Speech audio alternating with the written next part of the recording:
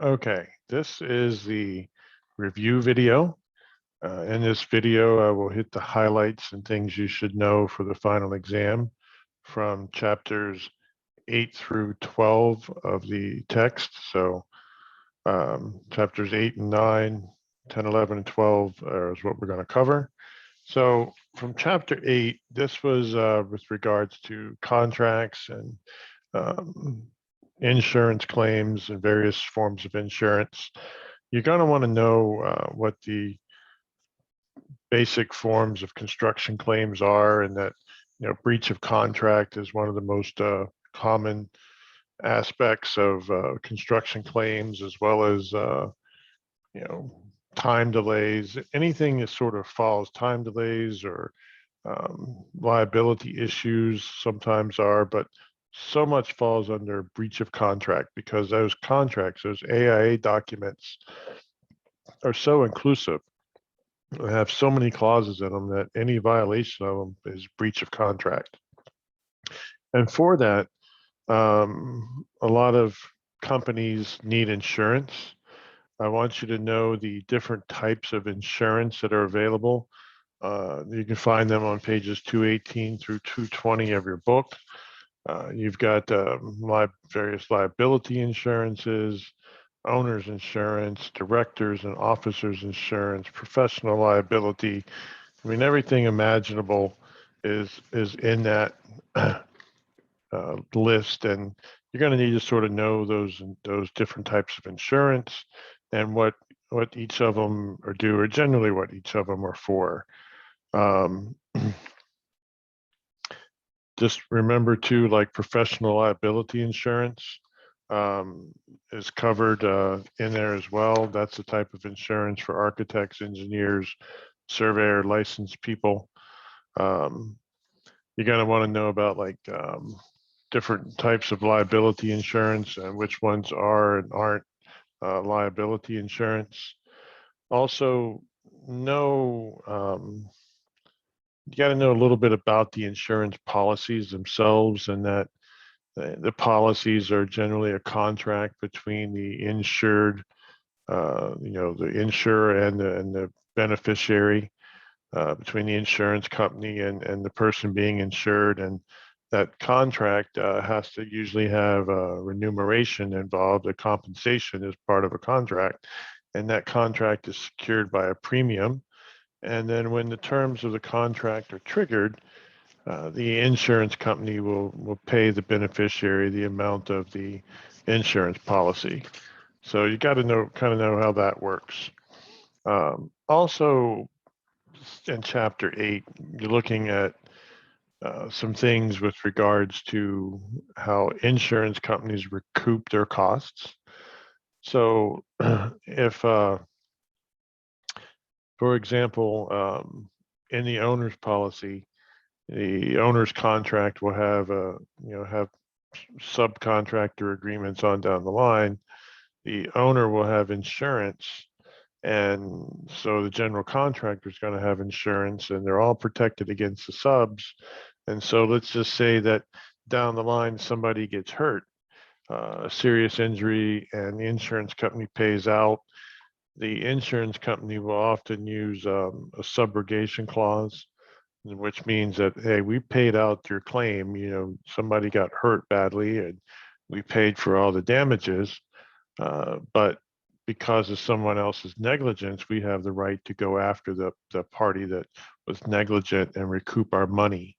So that's why every sub needs to have insurance coverage protecting them from liability damage, because the owner and the general contractor, their insurance company may come after the subs, that's for sure, using that subrogation clause. Moving into the chapter 9, it's the business methods. So make sure I got that title right. Yeah, business methods. Some of the things you need to pick up in here are contract accounting, the different types of contract accounting. You'll find that right in the beginning of chapter 9, I think around 250 or so, 255, something like that. taking a quick look for you, but yeah, know the differences between percentage of completion method, percentage of completion for capitalized costs, and completed contract method. You have to know those differences because you'll have some questions about that. But it's also important to understand the basic principles of which contracts or accounting occurs. You're going to have to know about some of the financial documents, balance sheets, income sheets, things like that. You're going to have to know their purpose. You're going to have a question, I do believe, on depreciation. I know you're going to have a question about current ratios, so the formula is right in the book. I believe it's on page 264. So you'll have a question about ratios. You'll have to take a look at and figure out. Like I said, 269, talking about straight line depreciation, you're going to have a question about that. You have to do a little bit of math on one problem. You're going to need to know the roles and let's see here. These roles under business methods and who gets to do what. You're going to need to know about procurement and discounts by vendors, expediting, receiving, those type of things you're going to have to know. You're certainly going to need to know about different types of the title of purchases, 921, I mean, who receives title and when. You're going to need to know about things like FOB and CIF and COD. Those type of questions are going to be asked, and that's good general knowledge of the various things that go on in business methods. And then I think move into chapter 10 here, just sort of looking at my notes and going through the book to try to help you out a little bit. You're going to need to know too, like what triggers the final payment to a contractor, and that's generally, everything is straight and completed, and there's a certificate of occupancy that's been handed out, and so you'll need to know about that type of stuff. Let's see. Know some general principles of contracts. Let's see, I'm looking here, any of them sticking out in mind. Yeah, you need to know about assignment, release of liens, mechanics lien, some of those mechanisms. So job site crime, employee training programs are a couple of things that might pop up for you. You're going to need to know the roles of the project manager, the various things they do, what the definitions of project management are. You definitely have to understand project management. That's what we're headed for. You need to know about the project superintendent, construction managers and their roles. You're going to want to know about the shop drawings. We watched all these videos on the hotel collapse, the Hyatt Regency Hotel collapse. And so you're going to need to know about the shop drawings. And there's a whole section on shop drawings. I believe it's section 10.14. Again, some of the project roles. So you got the manager, the superintendent. You're going to have a procurement officer, expediter. You got to know the differences between these people. And those are all generally covered in chapter 10. Chapter 11 is an interesting chapter. We talk about project time management and the various things that impact time management. One of the things to point out when you're looking at project time management is this idea beginning around 11.4 in project planning talking about and continues on through 11.7 in an example. But the different things where things are dependent on one another, whether they're certain situations are constraints and certain other ones are restraints. It's kind of interesting when you're looking to plan a project, you have to figure out what things need to be done first, which ones are second. The book gives an example. If you have to have a crane do two different things, well, you need to put them next to each other, and one needs to become dependent upon the other. That's the precedence notion, precedence notion.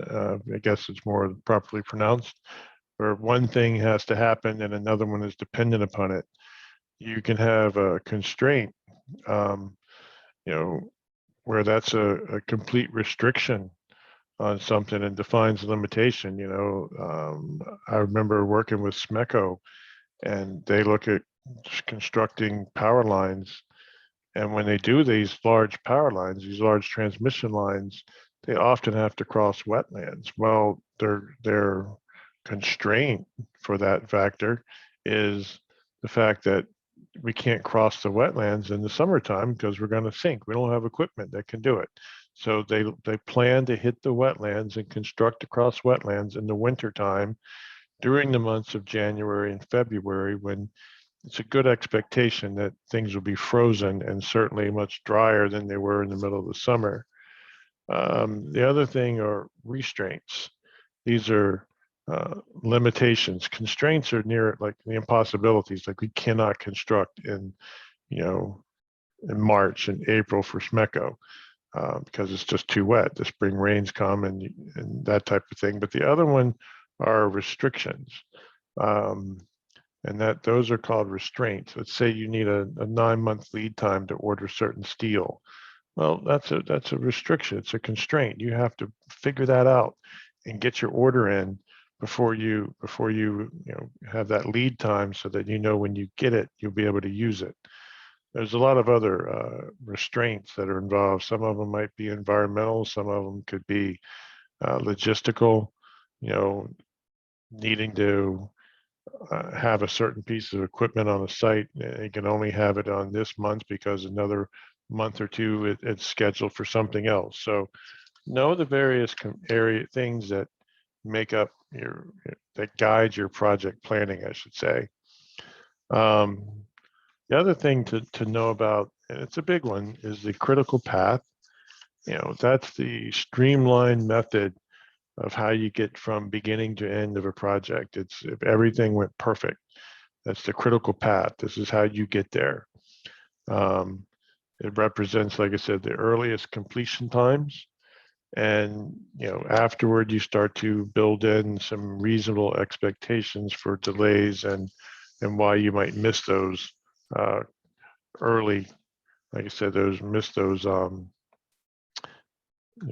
I guess the streamlined approach, why you might miss those deadlines, because certain reasonable expectations cause you to understand that things are going to be different.